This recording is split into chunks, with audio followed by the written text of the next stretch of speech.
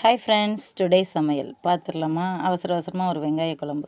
First சோம்பு, கடுகு, கருவேப்பிலை நல்லா வெடித்தோடனே வெங்காயம் நல்லா வதக்கிக்கிறணும்.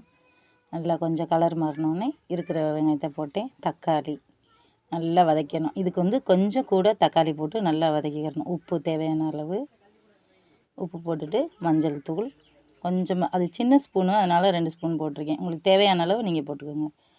வீட்டில் அரைச்ச மிளகாத்தூள் அது ஒரு 2 ஸ்பூன் போட்டேன். கொஞ்சோண்டு சிக்கன் இது போட்டால் கொஞ்சம் டேஸ்ட்டாக இருக்கும். அதனால் நல்லா வதக்கிட்டு எண்ணெய் நல்லா பிரிஞ்சு வந்தோடனே கத்திரிக்காய், முருங்கைக்காய், கொஞ்சோண்டு மொச்சை பயிர் இருந்துச்சு, அதுவும் கொஞ்சம் ஊற வச்சு போட்டேன். நல்லா இருந்துச்சு.